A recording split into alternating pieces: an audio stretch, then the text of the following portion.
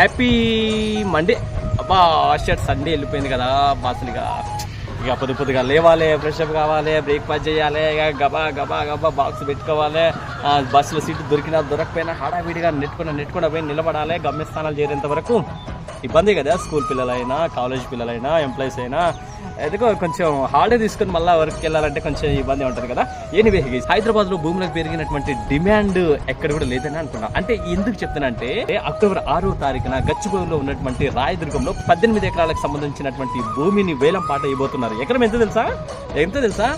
101 కోట్లు అనమాట ఎకరం. Oh my god. వీడికి దీనికి సంబంధించినటువంటి అంతర్జాతీయ సంస్థలు కూడా డిస్టెంట్ ఫైటింగ్ కాదు, చర్చలు అయితే గట్టిగా చేస్తూ ఉన్నారనమాట.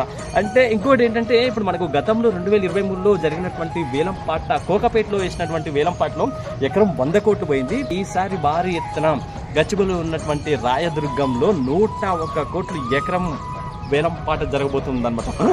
ఓ మై గాడ్. ఇప్పుడు నూరేళ్ళ పెట్టండి రా, వల్ల కాదు కొంతవా. ఇంత దారుణమైనటువంటి రేట్లు పెరిగిపోతున్నాయి అనమాట. అంటే సరౌండింగ్స్లో పెద్ద హై రైజ్డ్ అపార్ట్మెంట్లు, ఐటీ కంపెనీస్కి అన్ని అనుకూలంగా ఉన్నటువంటి ప్లేస్ కాబట్టి డిమాండ్ బాగా పెరిగినట్టు తెలుస్తుంది. అందుకే చిన్న చిరు పెట్టుబడిదారులారా, మీ అందరికి చెప్పేది ఏంటంటే రేట్లు తక్కువగా ఉన్నప్పుడు మాత్రమే